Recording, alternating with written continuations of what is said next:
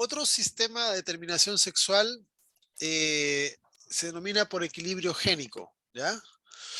Y en este caso sí hay cromosoma sexual, pero hay, eh, a veces puede ser uno, a veces más de uno, pero ya no tiene que ver eh, con, que, con que esté presente un cromosoma sexual u otro, sino que tiene que ver con la proporción entre cromosomas sexuales y juegos de cromosomas, ¿ya?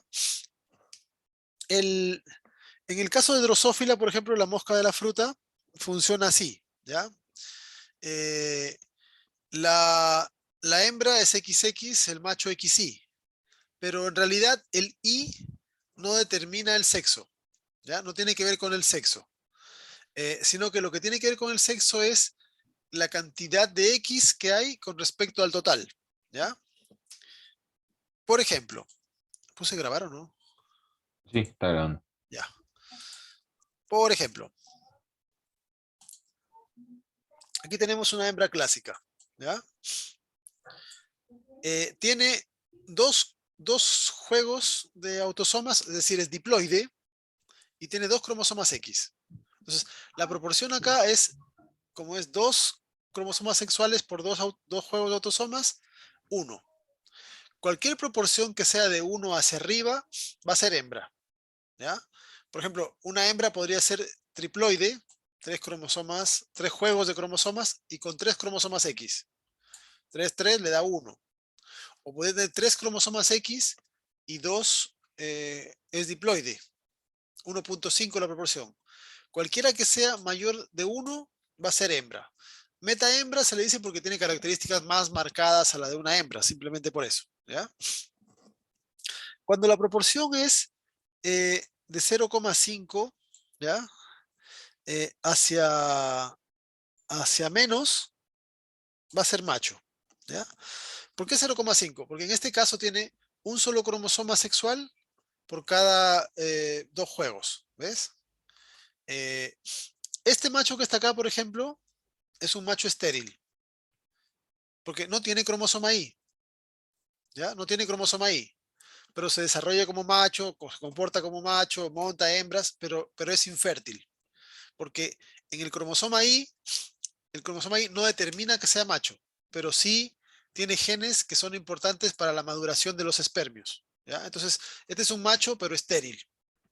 Este es un macho fértil, tiene el XY. También un solo X, dos juegos.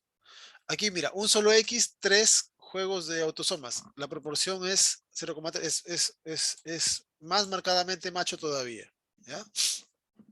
Eso hace de que también existan individuos que son intersexuados, donde la proporción es, por ejemplo, triploide y dos cromosomas X, ¿ya? Tetraploide, tres cromosomas X, pero el balance les da entre 1 y 0,5. Entonces, estos suelen ser estériles, ¿ya? Con características intermedias, algunas masculinas, algunas femeninas, comportamientos, algunos masculinos, algunos femeninos, ¿ya? Porque en este caso es la proporción la que te determina el sexo, ¿ya? De hecho, una hembra podría tener un cromosoma y eso no le significa nada, ¿ya? Porque el Y no es el que determina el sexo. ¿Se entiende? Entiendo. Ya, sigamos. Otro sistema de determinación sexual es el sistema de determinación sexual ambiental, ¿ya? Bueno, en el ambiente hay hartas cosas que pueden hacer, que pueden influir. Eh, Puede ser, por ejemplo, eh, la temperatura. Hay un montón de animales en donde la temperatura es la que determina el sexo, ¿ya? También puede ser por la presencia de hormonas. eh, como en estos casos se da muchos grupos de reptiles, por ejemplo, cuando una hembra se da en algunas serpientes, ¿ya? O eh, reptiles tipo lagartijas, así, puede darse el caso de que la hembra tiene pics de testosterona y algunos huevos quedan más cargados de testosterona que otros huevos y es entonces la, el nivel hormonal de la madre el que hace de que algunos se desarrollen hacia macho y otros hacia hembra, ¿ya? Eh, y ahí tenemos un montón de variantes, ¿ok? El de temperatura es uno de los más, de lo que más se ha registrado, se ha encontrado en muchas especies. Eh, por ejemplo, para esta tortuga que está acá, está verde, vemos de que eh, si, si la temperatura de incubación es menor a 28, todos van a ser machos. Si la temperatura de incubación es arriba de 31, arriba de 30, van a ser todos hembras en general, ¿ya?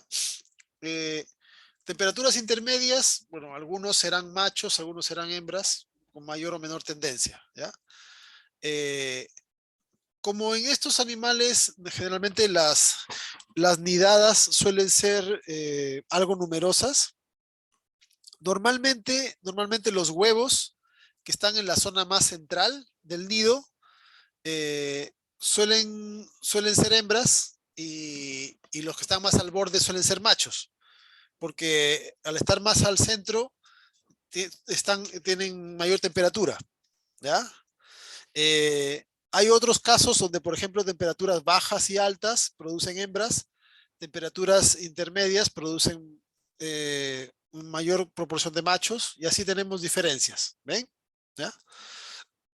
Eh, esto, esto, por ejemplo, que se da en reptiles eh, en la actualidad representa un problema importante porque estamos en medio de un cambio de temperaturas en el ambiente, todo lo que es el calentamiento global, como se llama, toda esta alteración del ecosistema, que es muy rápida, está haciendo de que muchas especies de estas estén sufriendo porque se está desviando la proporción de sexos, ¿ya?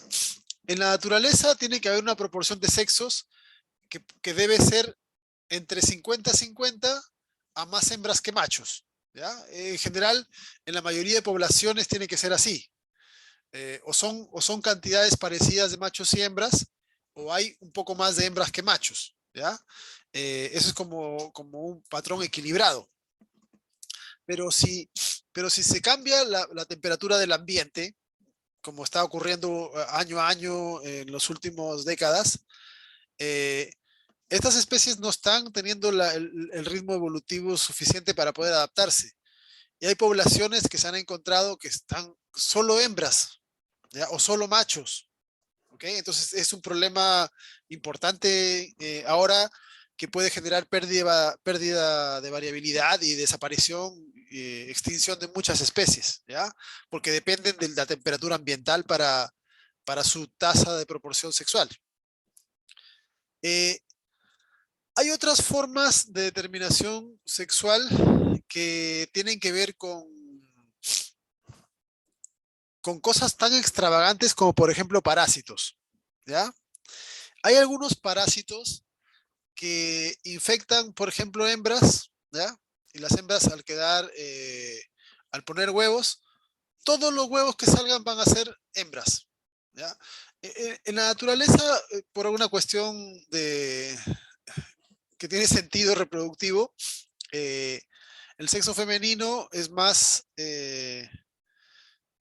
útil para la descendencia que el masculino, ¿ya? Porque en muchos casos una hembra puede poner descendencia sin necesidad de macho. Los machos nunca hacen eso porque solo producen gametos pequeñitos, ¿ya? Entonces, hay muchos parásitos que producen feminización, por ejemplo, ¿ya? Es decir, infectan a una hembra y la hembra iba a poner huevos, que algunos iban a ser machos, otros hembras, pues ahora salen todas hembras, ¿ya? E inducen partenogénesis o inducen la muerte de machos y eso cambia la proporción de individuos en la población, ¿ya? Eh, entonces, el pH del agua, la temperatura, la salinidad, presencia de parásitos. Hay montones de formas extravagantes en las cuales es el ambiente el que determina si un individuo se desarrolla como macho y como hembra. En todas estas especies no existe cromosomas XY, ni masculino, femenino, nada. Es el ambiente bajo alguna influencia, como les digo, ya sea temperatura o salinidad o parásitos o lo que sea, que conduce al desarrollo de un sexo hacia un sentido u otro. ¿Ya? ¿Consultas?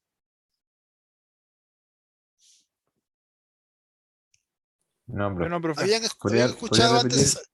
¿Habían escuchado antes de esto? No, no, creo No, que no, no. no. ¿Qué querías que El, repita?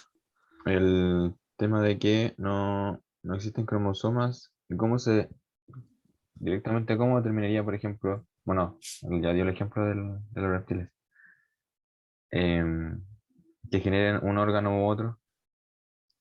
Ah, ya. Eh, Ustedes saben de que los genes pueden expresarse por diferentes estímulos, ¿cierto? Ajá. Han visto, por ejemplo, de repente llevaron biología molecular. Un gen puede expresarse por la temperatura. La temperatura induce que se exprese un gen. Sí, sí. La cantidad de azúcar hace que se exprese un gen. Hormonas, etcétera. ¿Ya? En este caso, por ejemplo, lo que pasa con la temperatura es que eh, la temperatura, como las proteínas son sensibles a la temperatura, a una temperatura, una proteína puede tener cierta afinidad por ejemplo, una proteína, llamémosle un factor de transcripción, ¿ya? Entonces, dentro de cierto rango de temperatura, un factor de transcripción se pega bien a un promotor de un gen y hace que se exprese. Pero si está fuera de ese rango de temperatura, ya no se puede pegar a ese promotor, por lo tanto no se expresa. Con solo eso diferencia, ya tenemos de que si ese gen es un gen clave, un gen maestro, puede condicionar toda una cascada de señales que inducen que se desarrolle hacia un sexo o hacia el otro. ¿Ya? Entonces, ojo, eh, como vamos a ver más adelante, en todos los casos tiene que ver con genes, pero lo que diferencia acá es que los genes no están en cromosomas especiales, como en los casos de cromosoma XY, etcétera, ¿ya? Sino que los genes sexuales están en los autosomas, están en cromosomas dispersos. Pero ¿a qué responden? Responden al ambiente, ¿ya? El pH puede hacer que cambie, la temperatura puede hacer que cambie, la salinidad puede hacer que cambie, la actividad de una proteína, y eso hace de que se exprese un gen o que no se exprese un gen. Si se expresa, va hacia un sexo; si no se expresa, va hacia el otro. ¿Se entiende la idea? Clarito. Ya. Otro sistema de determinación sexual tiene que ver con la población, ¿ya? Y esto es fascinante porque incluso produce cambios sexuales en el adulto, ¿ya? Deben haber escuchado de que hay especies que pueden cambiar de sexo, ¿cierto? ¿Han escuchado eso o no? Yo, No. yo sí. Eh, hay, sobre todo se da en anfibios, ¿ya? En peces y en algunos invertebrados. Eso se ha encontrado que hay especies que pueden cambiar de sexo en el estado adulto, ¿ya? Eh, y ahí la determinación sexual depende de la proporción de machos y hembras en la población, ¿ya? Los casos más fascinantes son de anfibios. Por ejemplo, imagínate, se descubrió esto en unas ranas, en unos sapos africanos, ¿ya? En donde, eh, como tienen épocas de sequía y épocas de lluvia, ¿ya? Muchos de estos, durante toda la época de sequía, se entierran, ¿ya? O sea, quedan enterrados en barro, ahí quedan tapados. Y cuando llueve otra vez, salen a reproducirse. Entonces, se forman charcas, pero muchas veces las charcas son desproporcionadas, ¿ya? Eh, Se forma una charca, imagínense, y en esa charca, justo por casualidad, quedaron, no sé, el 80% de machos y 20% de hembras, ¿ya? Podrían mudarse algunos, ¿ya? Pero de repente la otra charca está muy lejos y no van a cruzar un desierto y se van a morir antes de llegar, ¿ya? Sobre todo con lo sensible que son los batracios a la desecación. Entonces, en lugar de moverse, eh, como en la población hay un exceso de machos, ¿ya? En el ambiente hay mayor cantidad de hormonas sexuales masculinas. Y eso induce a que un grupo de machos se transforme y cambie su sexo hacia el lado femenino, para que la población quede más o menos equilibrada, para que haya más o menos 50-50.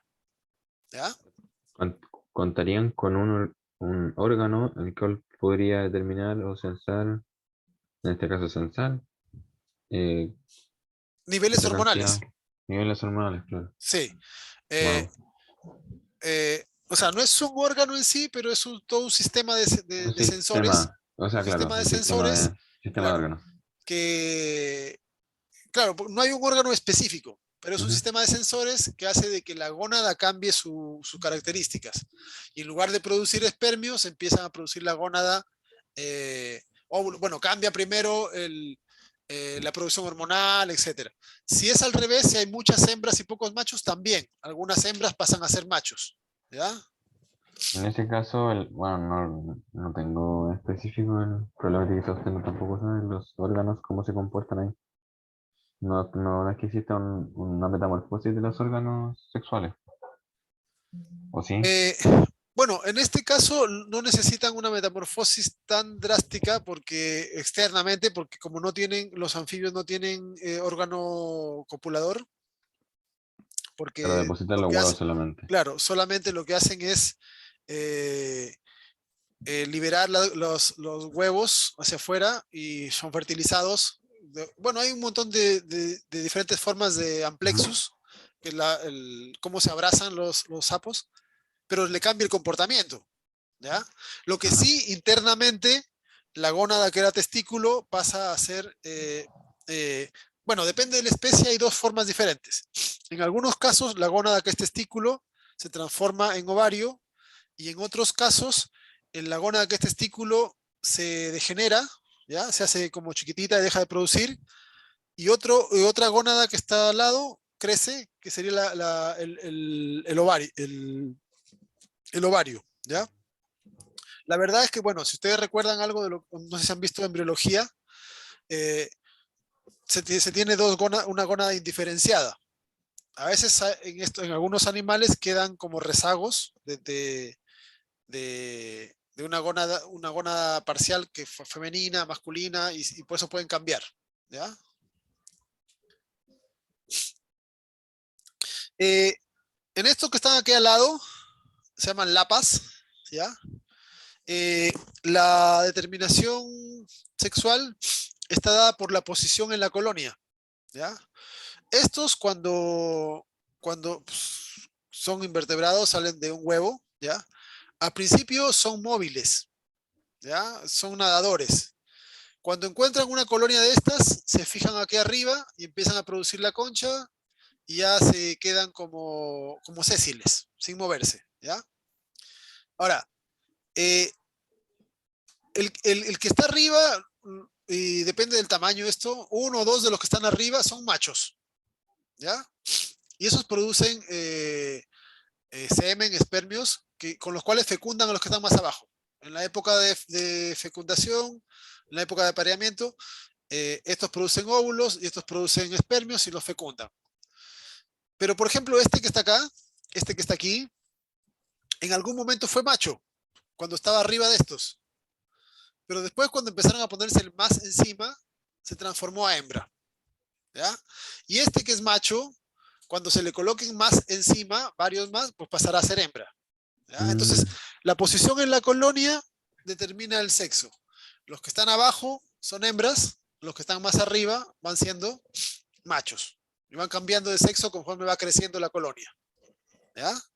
¿Cómo se llama este? El... Son lapas.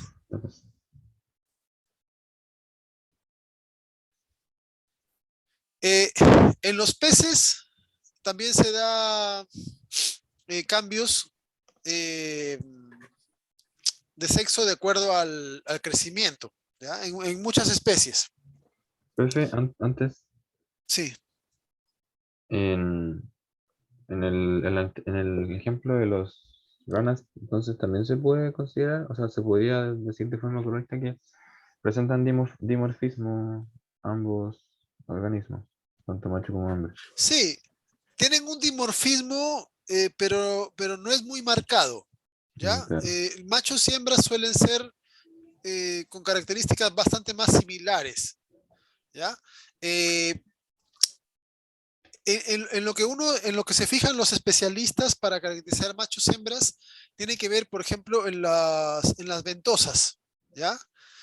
Los machos suelen tener en las patas ventosas con las cuales atrapan a la hembra y se mantienen pegados durante todo el amplexus, que es el momento de apareamiento. De hecho, con unas patas se fijan y con las otras estimulan a la hembra, la soban para que produzcan los huevos. eh, y tienen algunas otras características menores de diferencia, ¿ya? Pero sí tienen algo de dimorfismo. Eh, no es muy marcado. Bueno, algunos autores son más estrictos y consideran de que el dimorfismo, salvo que el dimorfismo que tiene que ver con cosas tan pequeñas no debiera considerarse, ¿ya? Ya, Pero, pero en otros casos sí se debiera de dar, ¿ya? O sea, sí debiera considerar. Eh, por ejemplo, hay autores que consideran de que en los caballos, por ejemplo, no hay dimorfismo, ¿ya? Porque salvo por la presencia del aparato sexual, tú ves a un caballo o una yegua y no le ujú, ves diferencia en otras partes estructuralmente hablando, ¿ya? claro. Pero otros dicen, pero tiene una diferencia en el aparato sexual.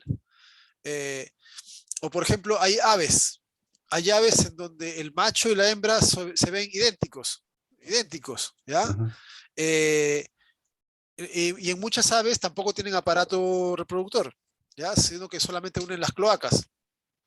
Entonces, eh, dicen, no tienen dimorfismo, eh, pero en realidad eh, hay dimorfismo en el comportamiento.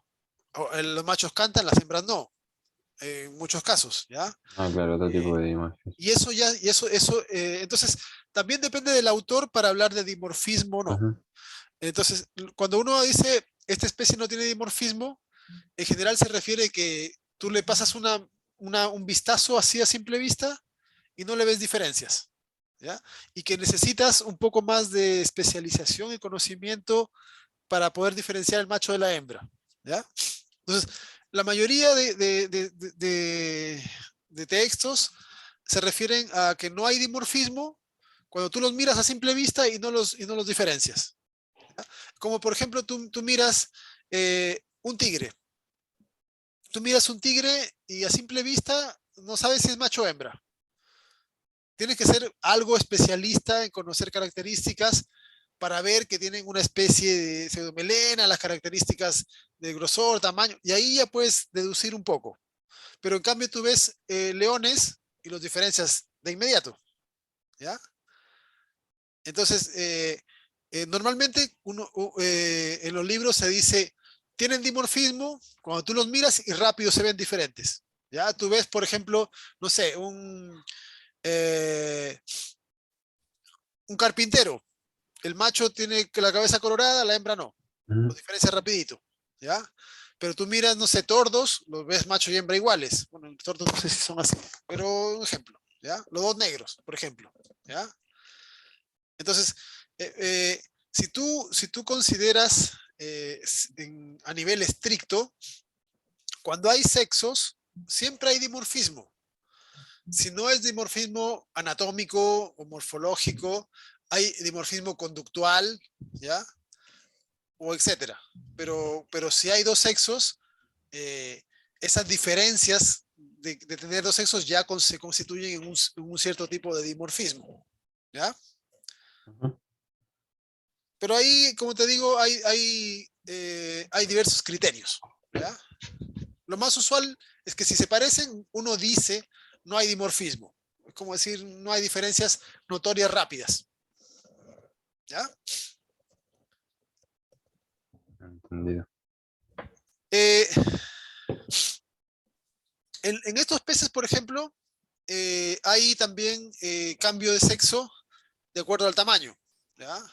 En los peces payaso, eh, el individuo más grande de la colonia, que tiene 5 o 7, es hembra, ¿ya? El individuo más grande es hembra y el individuo que sigue en tamaño, el segundo más grande, es macho.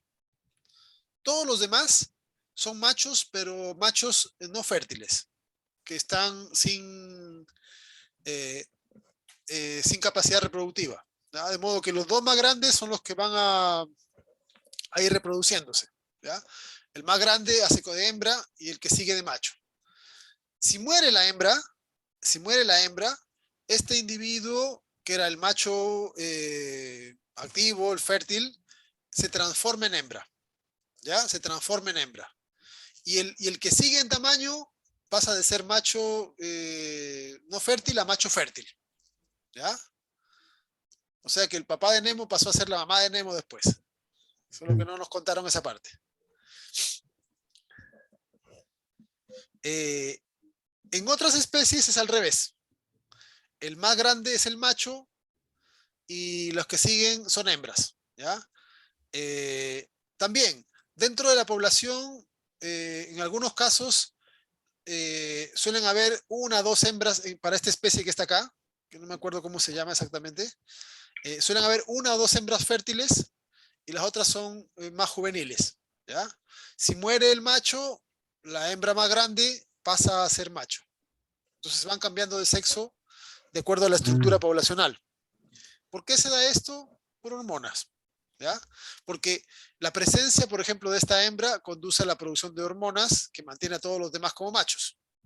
Al desaparecer, desaparecen las hormonas y se cambia de sexo, empieza a producir hormonas y otra vez se restablece el equilibrio poblacional, ¿ya?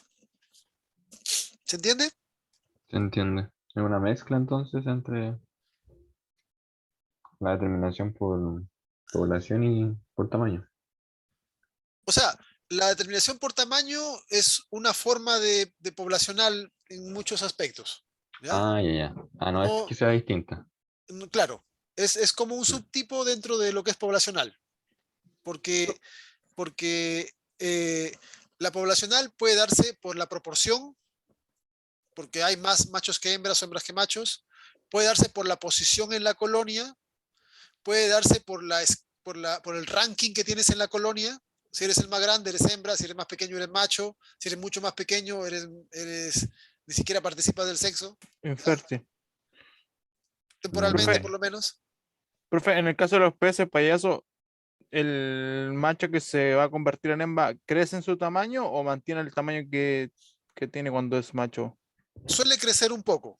Ah, ya. Eh, Normalmente crecen un poco porque las hembras necesitan más espacio para producir huevos, que los huevos son más Huevo. grandes que los espermios. Entonces, Ujú.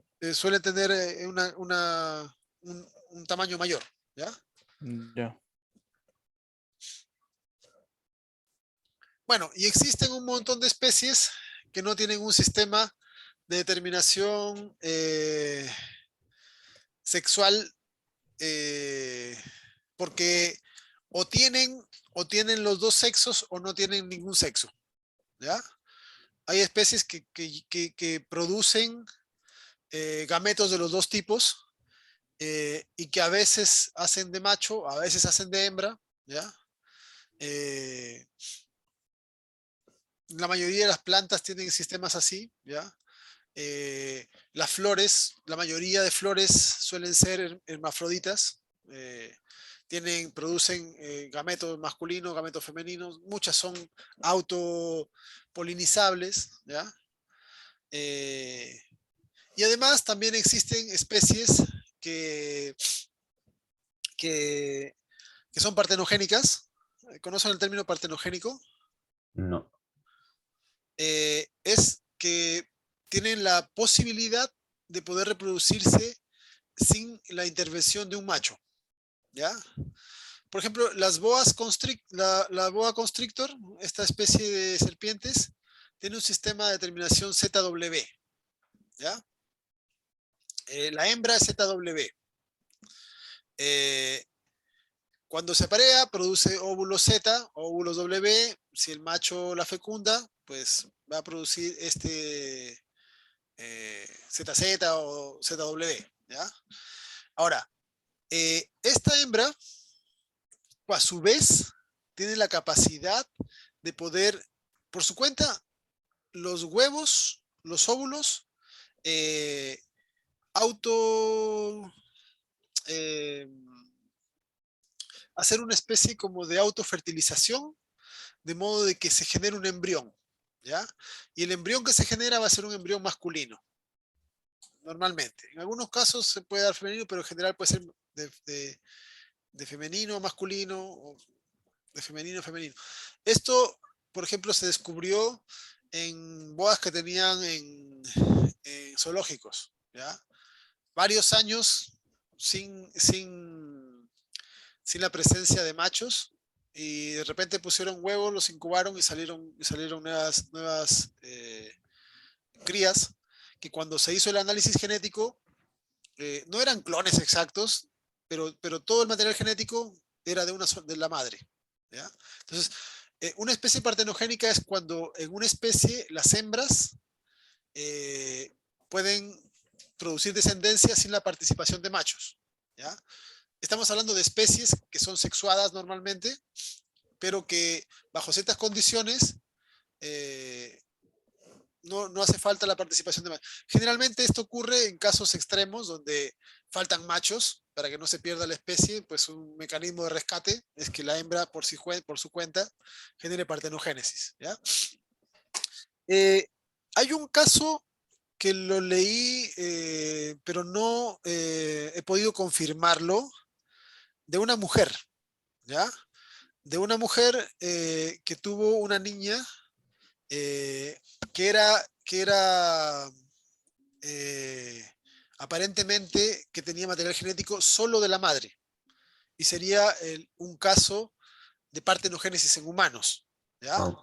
Pero no lo he podido confirmar. Lo leí como noticia, pero no lo he leído como un trabajo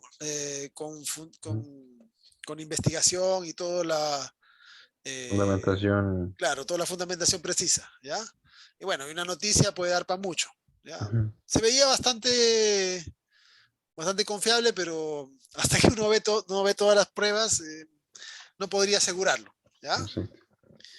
En los dragones de Komodo también se puede dar partenogénesis, ¿ya? En algunos casos, ¿ya? Y estas lagartijas rayadas, que son bastante comunes en América, hace, hace varios miles de años atrás, si no me equivoco, hace 150.000, no me acuerdo bien la historia, pero hace bastantes miles de años atrás, empezaron a hacerse partenogénicas. Y en algún momento los machos desaparecieron, ¿ya? De modo de que esta especie es partenogénica completa. Ahora solo hay hembras, no hay machos, ¿ya? Eh, entonces, eh, se reproducen de esa manera. Hembras que producen hembras, que producen hembras, que producen hembras. Como Profe, si fuese. pero Dime. ¿y esos huesos se autofecundan o Lo que cómo? pasa es que el óvulo, recuerda que en el óvulo se forman, cuando hay meiosis femenina, Ujú. el óvulo tiene que eliminar dos cuerpos polares. Sí, El primer cuerpo polar es eliminado y después el después. segundo cuerpo polar, en lugar de ser eliminado, es retenido. Y este es como si funcionase Ah, como si fuese como un espermio. forma, ya, Y de esa ya, forma quedan así, ¿ya? ya. En este caso no es igual que le muestra acá, porque en realidad, para el caso de estas lagartijas, la hembra es ZZ. Entonces, ZZ, ZZ, todo. Ya. El esquema era para la pitón, que era ZW, pero pero es lo mismo, ¿ya? El mismo esquema, pero con otra, con Claro. diferente letra. Solo que hembra produce hembra, hembra produce hembra, así, ¿ya? Ya. Y en ese caso, como decía usted antes, no serían clones como tal. No, no son exactamente clones porque igual se genera la meiosis, hay recombinación, pero, pero si te pones a pensar, los dos genomas provienen de la misma replicación, así que son prácticamente iguales, ¿ya? Entonces, en ese sentido, la variabilidad que tienen es muy Es escasa, mínima. claro, ¿ya? Otra cosa interesante que tienen estas es que hacen lo que se conoce como pseudoapareamiento, ¿ya? Es decir, se montan una a otra. No hay, no hay penetración, pero se montan y aparentemente ese, ¿Ese estímulo? ese estímulo que hacen al frotarse y todo, estimula el desarrollo de los óvulos. Si no hay eso, no puede estimularse el desarrollo de óvulos ni nada. ¿Ya? Un caso interesante. Ujú. Sí, sí, sí. Ahora, independiente de todos los sistemas que hemos visto, todos los sistemas llegan a este sistema, al sistema de determinación sexual génica. ¿Ya? Eh, en términos genéricos, este sistema dice de que hay genes que son los que van a condicionar el sexo. Y la verdad es que para todos los casos tiene que ser así. Lo que pasa es que en la determinación sexual cromosómica, esos genes están ubicados en cromosomas especiales, ¿ya? En el X, en el Y, en el Z, etc. Ahí están los genes. En la determinación ambiental, en la determinación por población, etc., esos genes están en otros cromosomas, en el cromosoma 8, en el cromosoma 15, etcétera, etcétera. ¿Ya? Pero son los genes los que van a hacer el desarrollo sexual. ¿Ok? Son genes específicos. Independiente a que estén en un cromosoma sexual o en un autosoma, el estímulo de un gen o el apagado de un gen es el que condiciona un genotipo o un fenotipo. ¿Ya? Entonces, en, en este caso hay muchas especies en que uno les observa el genoma, ¿ya? Una planta, por ejemplo, hay plantas que son dioicas, que producen flores masculinas y flores femeninas, ¿cierto? Eh, ¿Qué es lo que hace eso? Pues simplemente que tengan cierto gen o que expresen cierto gen o que no expresen otro gen y también hay combinaciones de genes, ¿ya? Entonces, por ejemplo, si una planta tiene los alelos FF, se hace femenino, ¿ya? Eh, si una planta tiene alelos MM, es masculino.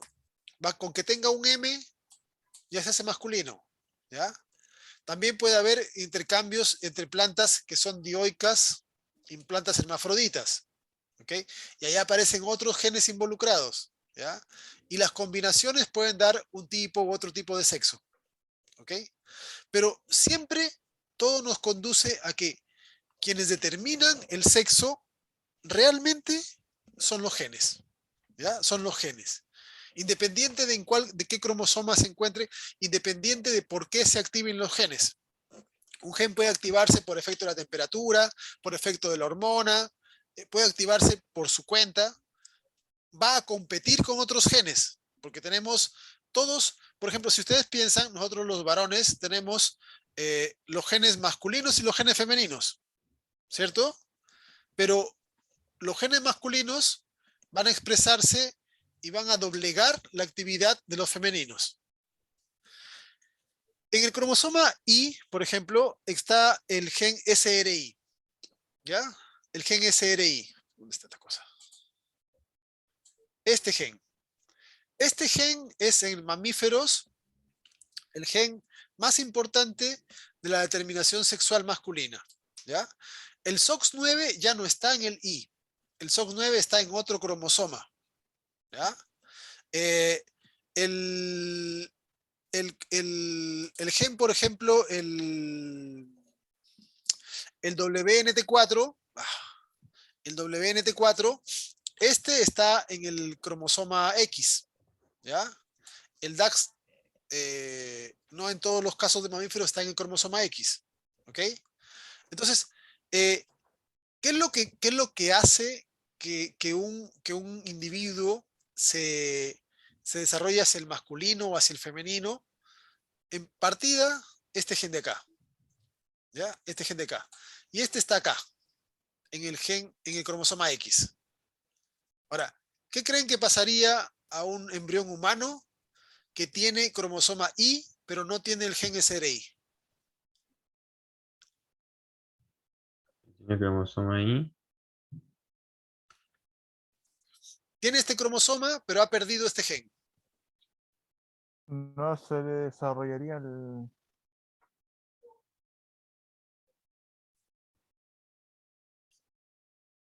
mm, ay, el órgano sexual, ¿o no? No va a tener comportamiento distinto al